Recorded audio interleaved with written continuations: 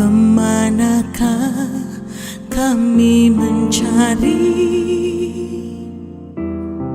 kasih sejati?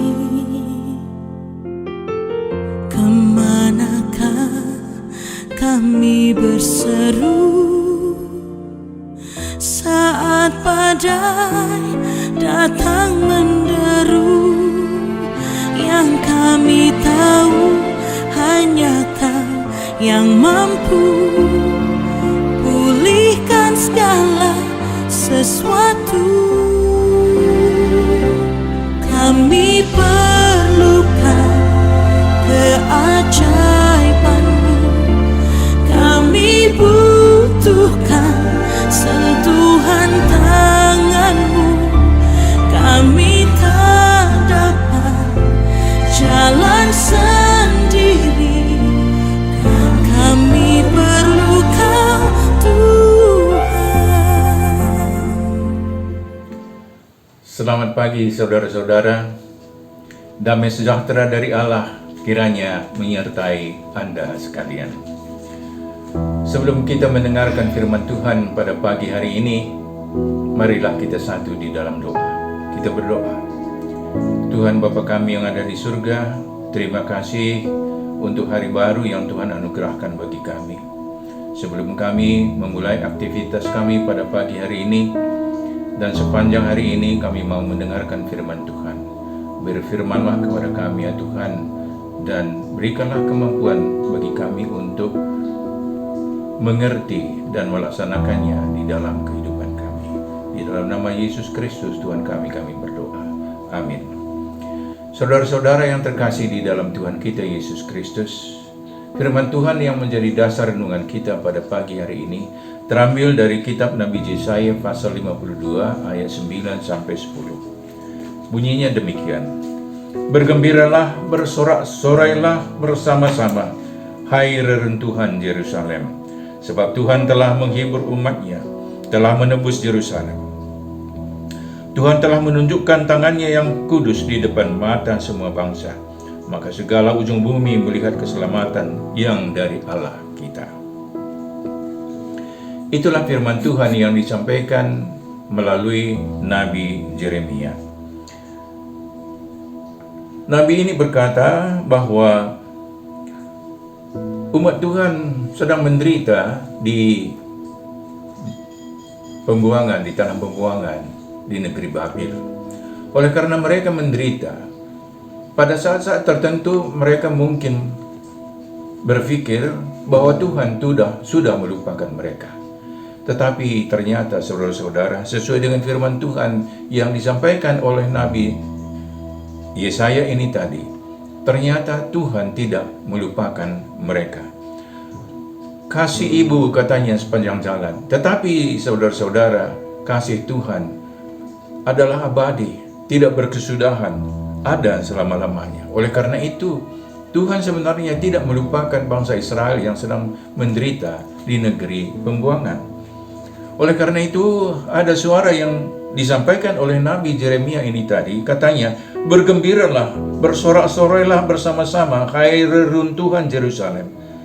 Perhatikan saudara-saudara, bahwa yang dikatakan adalah hai reruntuhan Yerusalem, bukan Yerusalem yang damai, yang indah, yang bagus, tetapi reruntuhan Yerusalem. Itu berarti saudara-saudara bahwa reruntuhan Yerusalem ini menggambarkan kehidupan umat Israel di tanah pembuangan. Mereka menderita, mereka sengsara. Oleh karena itu, mereka sangat merindukan akan kepulangan mereka ke negeri asal mereka, yaitu di Yerusalem.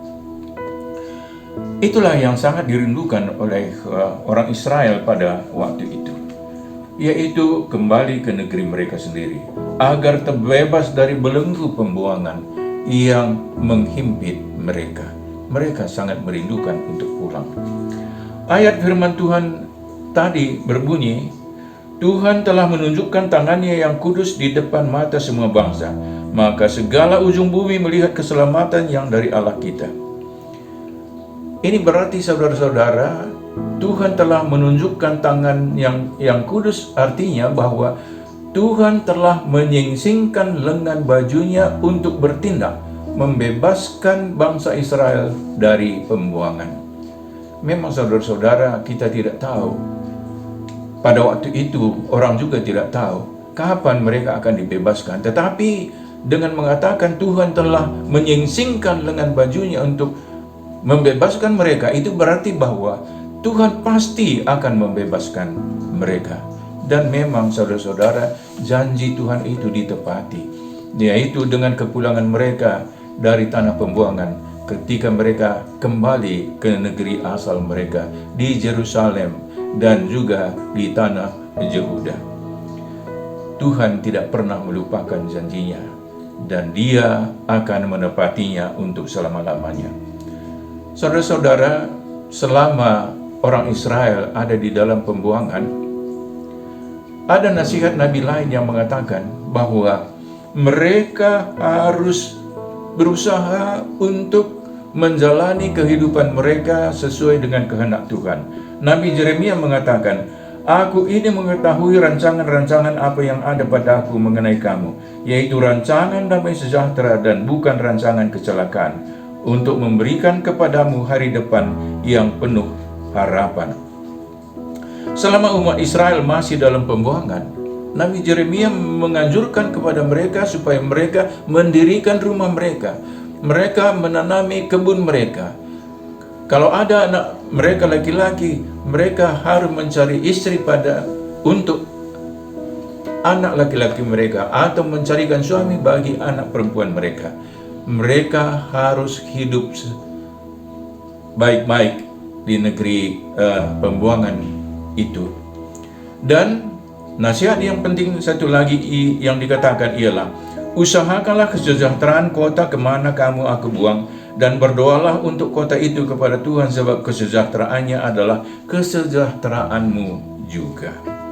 Saudara-saudara, walaupun dengan keadaan umat Israel pada waktu itu dalam pembuangan, Nabi Yeremia justru mengatakan kepada mereka supaya mereka berusaha mensejahterakan negeri di mana mereka dibuang.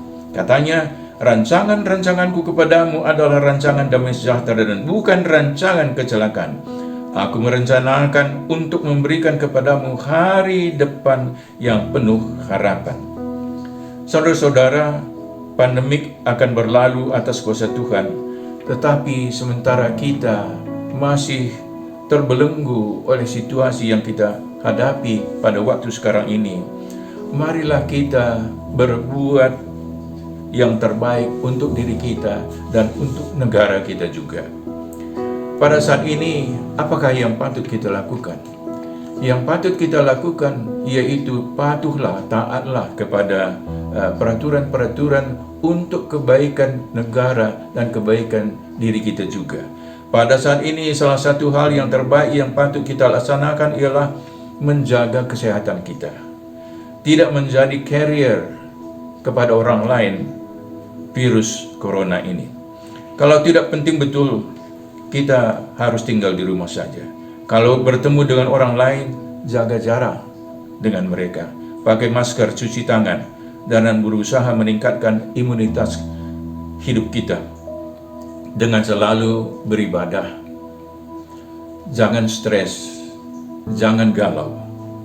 Oleh karena kalau kita stres, imunitas kita akan berkurang. Marilah kita berharap kepada Tuhan bahwa Tuhan akan mampu membebaskan kita dari masalah yang kita hadapi pada waktu sekarang itu. Oleh karena itu, kita mendengarkan firman Tuhan tadi, bergembiralah, bersorak-sorailah bersama-sama, sebab Tuhan telah menebus umatnya. Tuhan telah menebus kita, dan Dia akan membebaskan kita untuk menikmati hidup normal pada waktu yang akan datang. Kita berdoa. Tuhan Bapa kami yang ada di surga, terima kasih untuk firman-Mu yang telah kami dengar. Biarlah firman-Mu itu menguatkan kami, memberikan harapan bagi kami untuk masa depan kami. Pada saat ini kami juga berdoa untuk jemaat di Pontianak. Kami doakan Pendeta Melda Brutarigan. Kiranya Tuhan menyertai dia dan menyertai semua pengurus-pengurus gereja, pertua, diaken, dan pengurus-pengurus kategorial yang ada di sana. Biarlah mereka sehati sepikir untuk melaksanakan pelayanan, dan biarlah umat Tuhan di jemaat ini selalu penuh dengan harapan akan kebaikan Tuhan, akan pertolongan Tuhan, dan mereka akan dibebaskan untuk menikmati kehidupan normal pada masa yang akan datang. Inilah doa kami ya Bapa, di dalam nama Yesus Kristus Tuhan kami. Amin.